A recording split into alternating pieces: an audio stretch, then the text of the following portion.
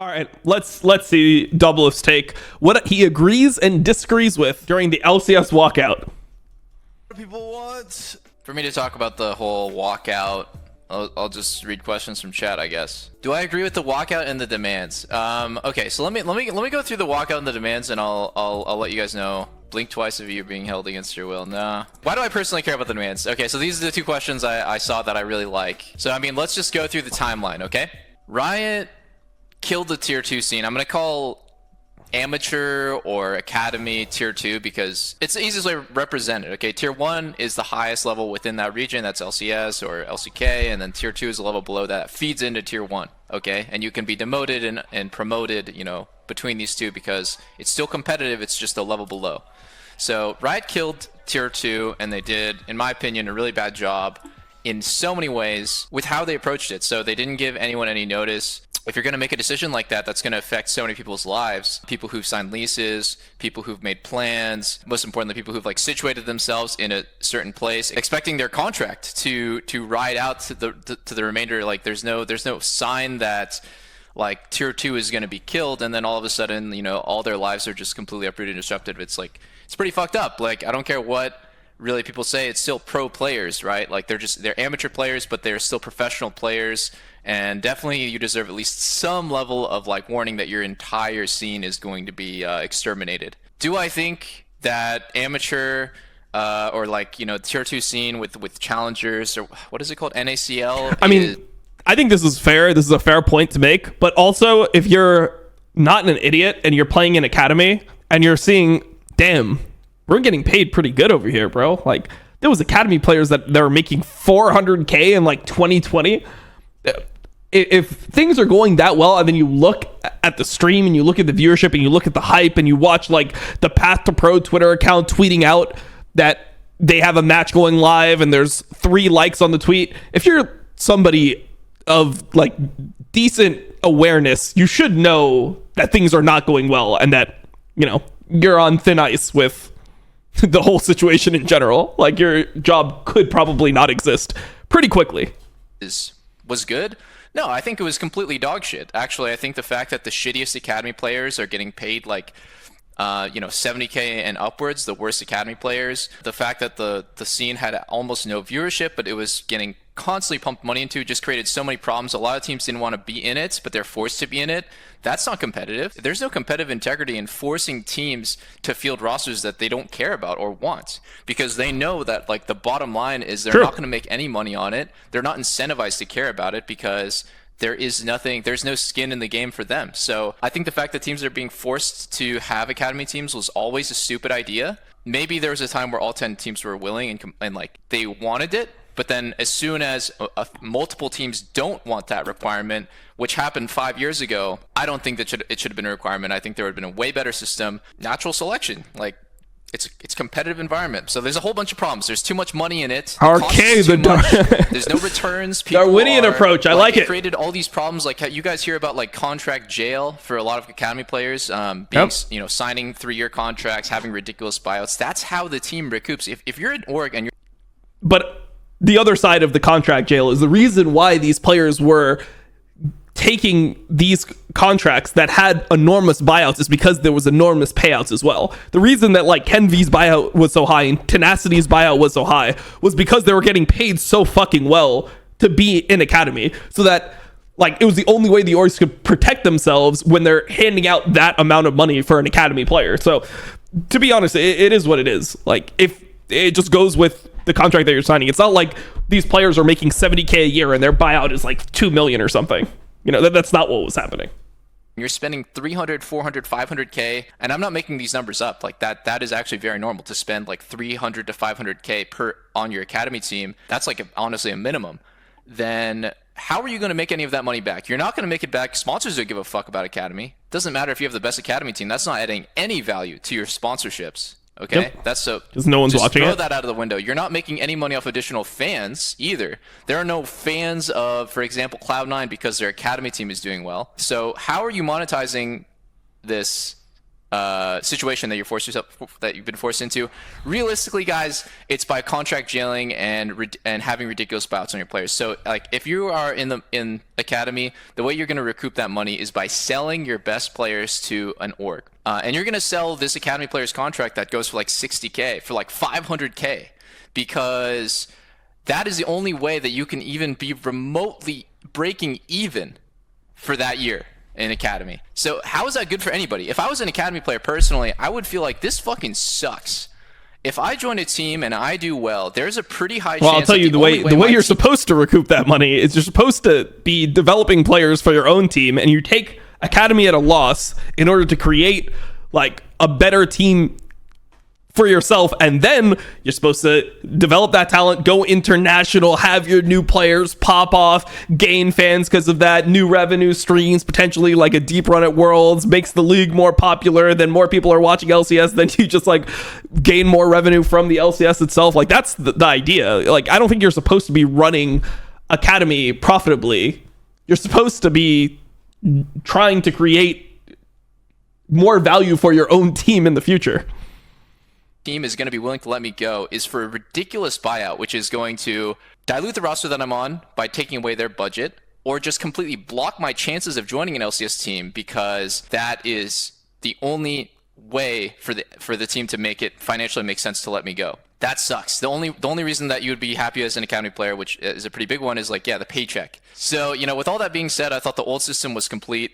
It was a complete failure, but I think the new system that Riot proposed is just as bad, and it's not acceptable. I do think that tier 2 actually does matter. You know, I played with Buzio, I played with Tenacity. These players came up from academy. Many players came up from academy. I think it's important that there is a tier 2 scene also for community. Like, what is the word I'm looking for? Like, it's just like optics, you know, like people say, why would I care about LCS when LCS, you know, Riot doesn't care about the future of the league because they're not supporting tier 2. It just feels like shit. I don't think any, you know, LCS players should be happy with that, because it just makes our league look even more of a joke. You know, international performances bad, but then also like we're the only region without a tier 2 scene. That's just gonna kill people's hype for our league like even harder. LCS Academy filled with washed up pros. I mean, that's because 10 teams are required to field an academy team, and there are not really like 50 good amateur players, to be honest. Like I said, it's like people just didn't really care about, like the teams don't really care. They just went, it's like, get us some clips of washed up pros. we got Ryoma, we got Tommy, we got Smoothie, we got Gamsu. God damn, they didn't even have to look that hard about having a strong academy team or not. If anything, academy existed just to have like a potential like backup for your main roster. You know, I just don't think it's like serving the purpose that people really wanted academy to serve. Let's see what the LCSPA came back with. Okay, so the talks started between Philip, and I was in pretty constant communication with Philip before the vote. These are the demands, and when I read the demands, I was honestly a little bit disappointed, because I feel like these demands are either unreasonable or just like not the right way of... Wait, what the... Wait, he's going in like that? Wait, DoubleLift. wait, he's saying that, wait, doesn't this just completely kill the LCSPA's like complete negotiating power? The whole thing that the LCSPA was supposed to be doing is like, we got all of our players together, strength in numbers, we're going to deny labor, and because of us denying labor, you're going to be forced to make a decision. And then he just comes here and he's like, actually, I don't even give a fuck with these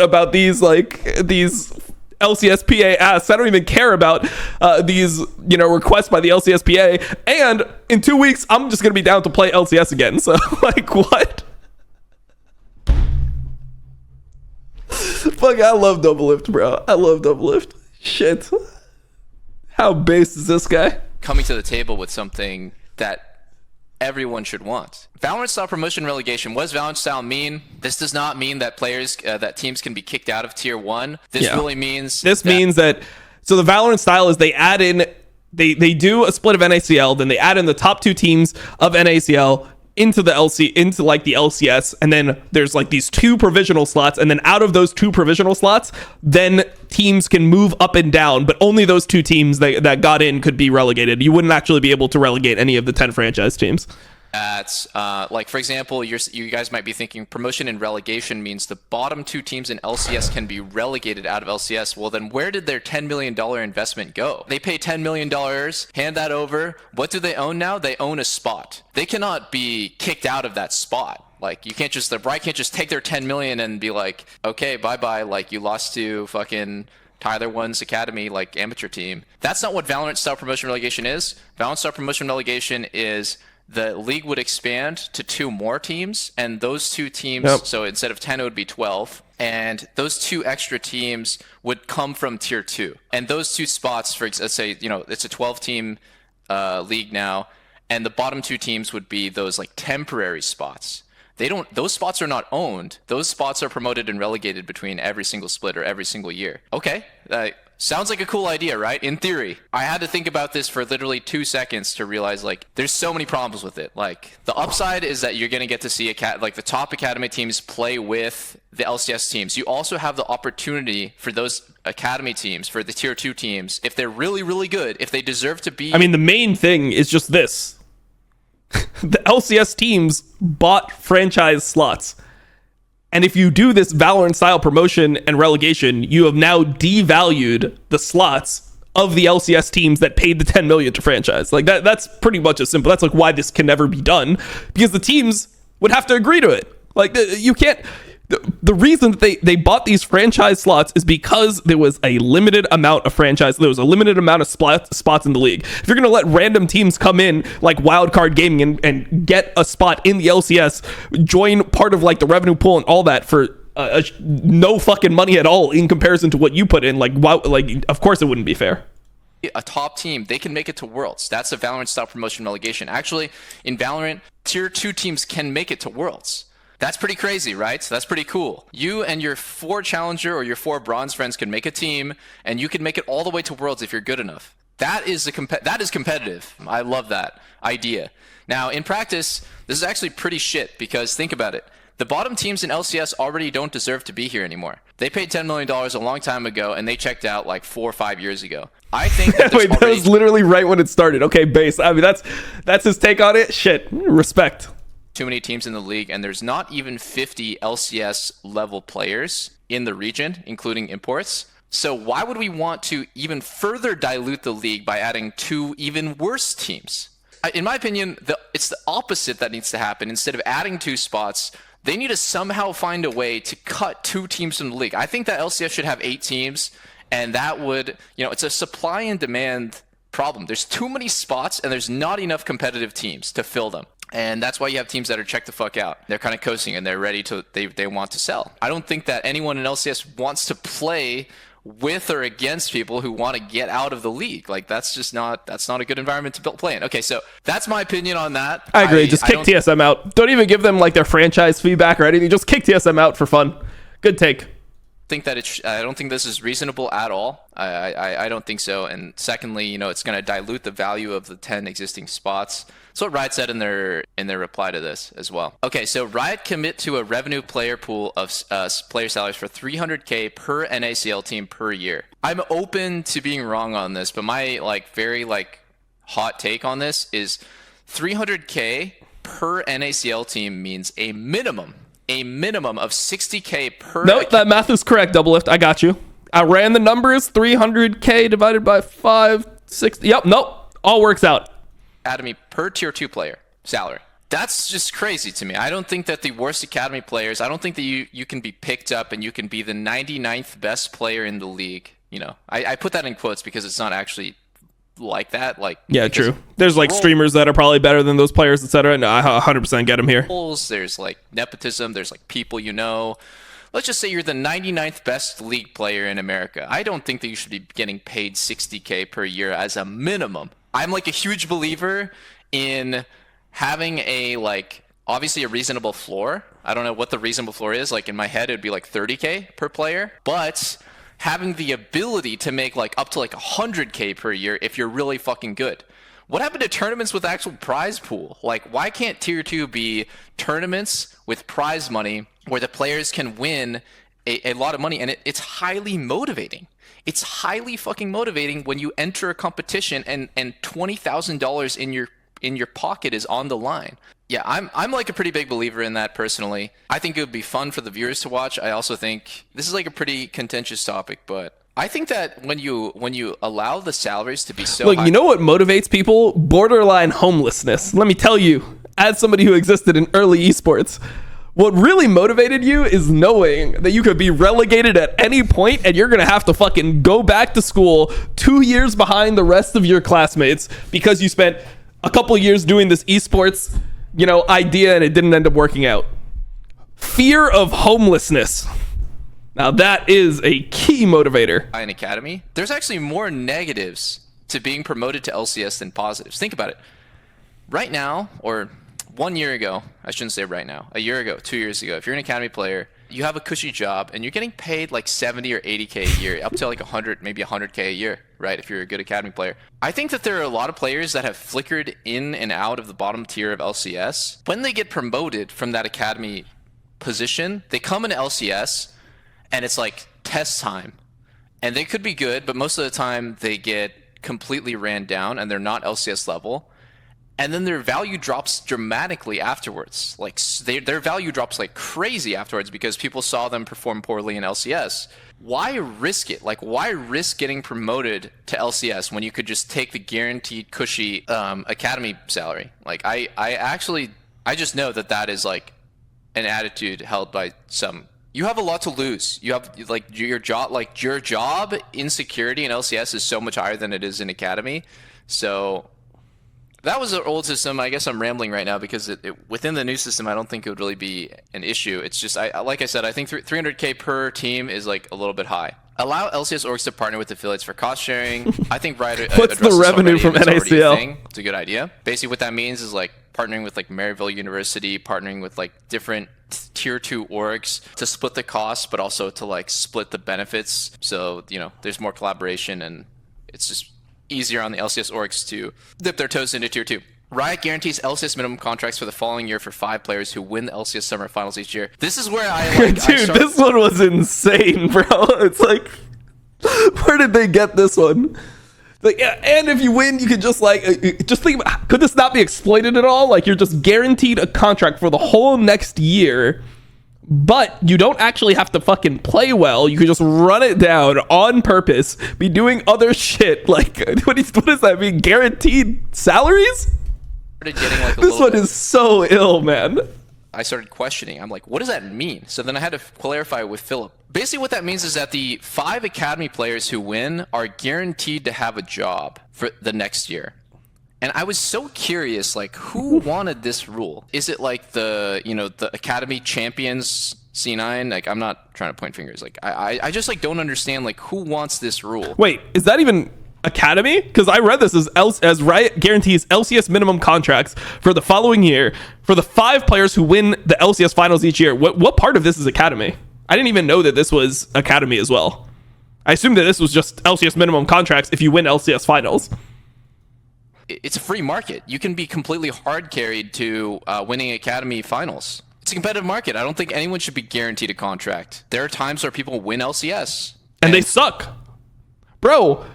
Piotrek just won Worlds. Like, imagine if he was just guaranteed a contract in LCK because he won. Like, I don't know. The next year they don't have a team. There are times where people win LEC, I think, and they don't next year they don't have a team. I think like Emperor and like Hybrid had that happen to them. It's a competitive market. I don't know what to say. If you're good, you will be picked up. You institute a 3/5 roster continuity rule to provide players on released NACL rosters first priority in maintaining their spots. Okay, so basically what this means is like you have this org. Your name is fucking Fred. You made Fred Esports. 3/5 roster continuity rule to provide players on released NACL rosters first priority in maintaining their slots in the upcoming NACL season if a majority continue to compete together.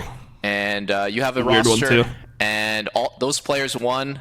Those players have a spot in NACL, and you're Fred, and you're like, man, fuck these guys, I don't like them. So you kick all 5 of them.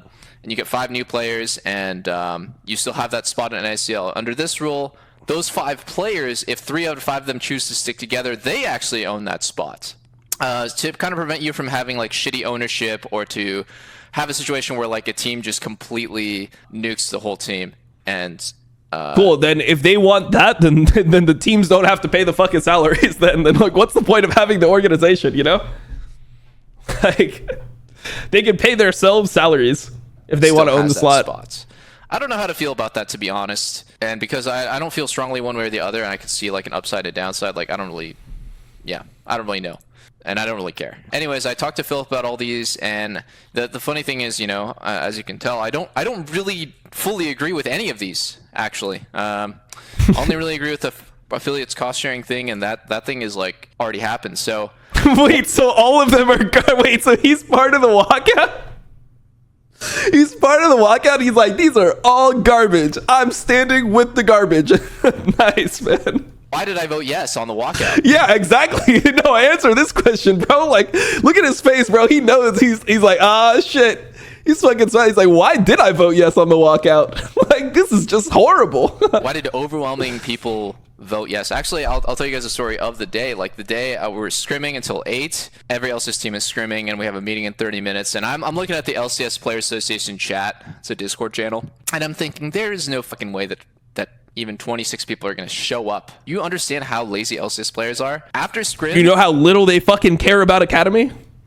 Everyone's tired or hungry. You think that a bunch of people are going to show up to this thing and we're going to have 26 out of 50 LCS players vote? There's 15 Koreans. There's a shit ton of other imports. I think they have less skin in the game. They should care less. Just naturally. Of course they should care less. 100% agree with this. Being from the region, like, understandable, right? Like, a lot of them don't even speak English yet perfectly. To have 26 people even show up is a fucking miracle. Okay, so I show up to this thing and I have my expectations really low. I'm thinking 10 people are going to show up, including my team. And I'm thinking, okay, you know, like, maybe 10 or 15 people are going to show up, and it's even if we all vote yes, there's not going to be enough people even in this fucking meeting to make anything happen. And like, sure enough, the Discord server fills up fucking fast. So fast.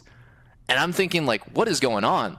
This is crazy, like how many people are here. And then we do a head count. Philip does a head count, and we are 46 out of 50 players are here. 46 LCS players. Like, that's just insane to me. Like, how is this possible that 46 out of 50 players showed up? The last 4 people trickle in, I think.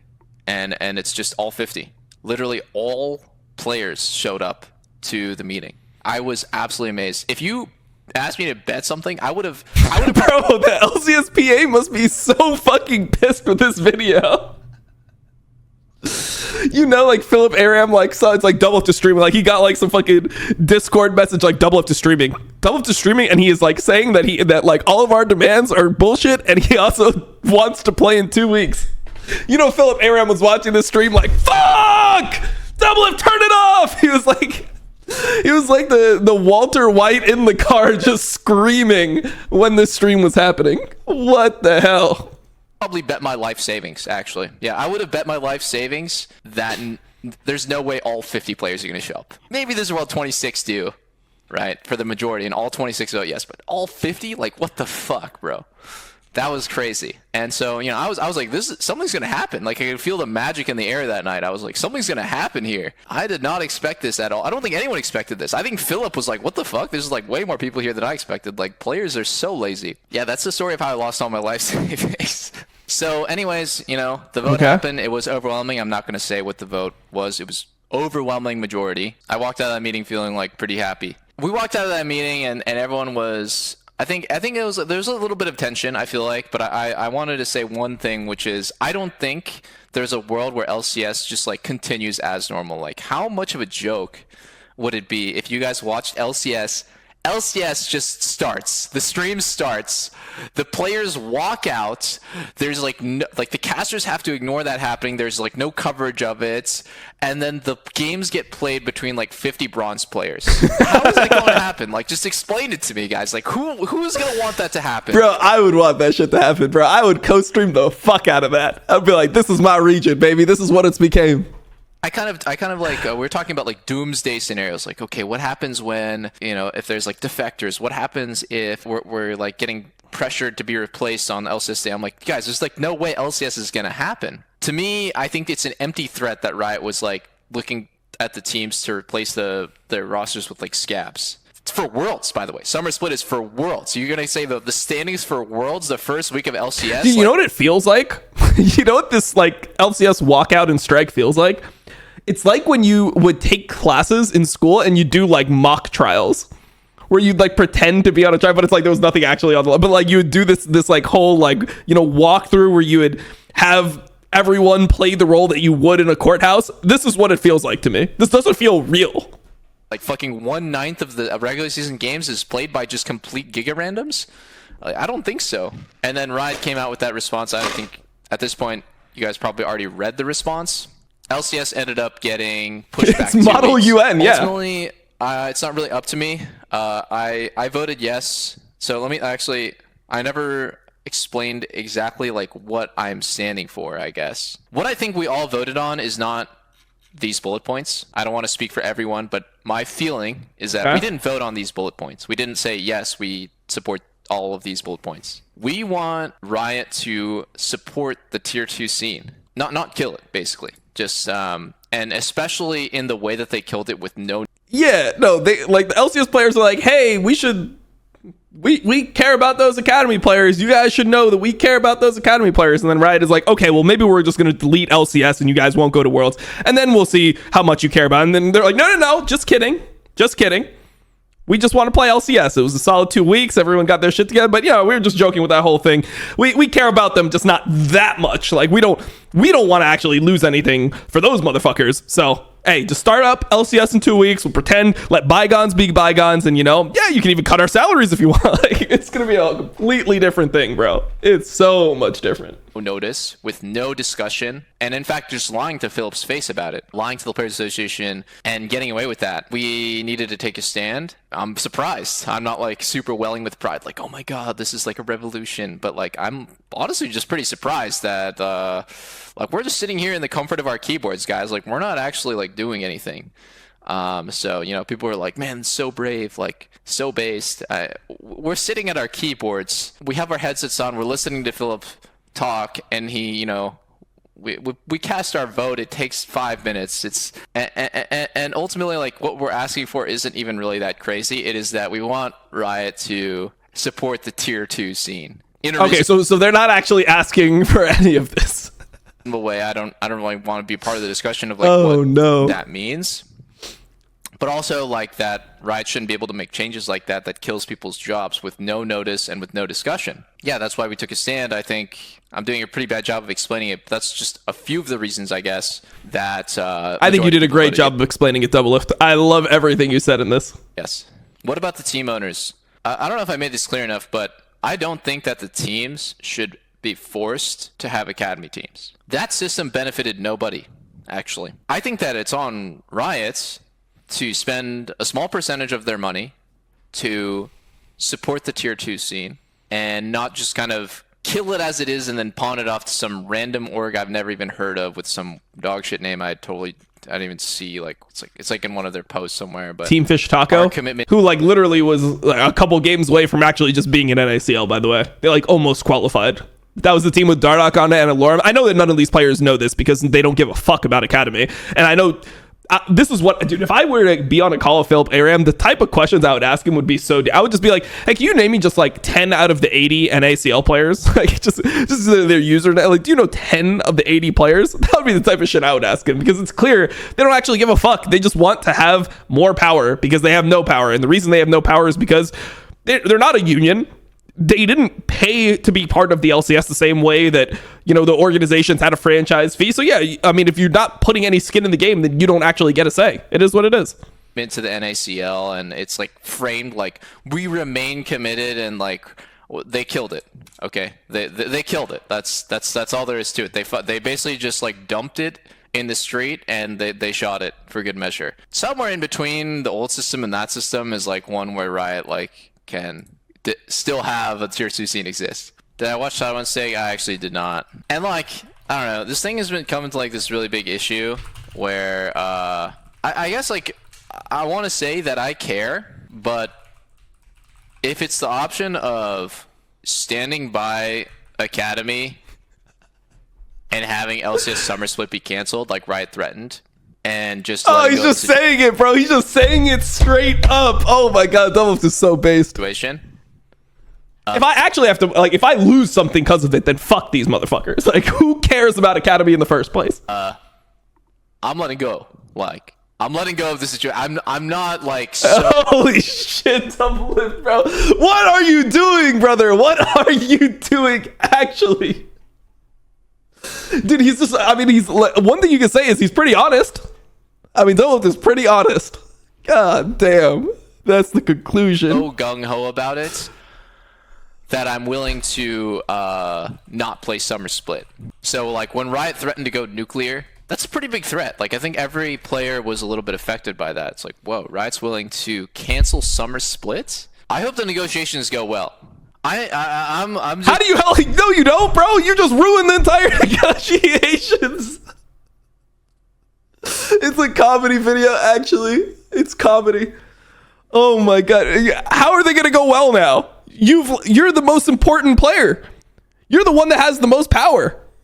You think that if Riot knows that you're gonna fucking play, you think the other players are gonna be the ones that are gonna stand up? You think if DoubleLift wants to fucking play, the other import players that don't even they're not even from America, they're just here to have a fucking job, and then it's like, oh, you're gonna lose your job, by the way, because, you know, their LCS won't exist. You think those players are gonna suddenly stand up against Riot and be like, well, if that needs to be done, it needs to be done, because we depend on this academy system, we depend on these demands being met, this is the only thing that's right? You think, no, hell no, bro. You just ruined everything.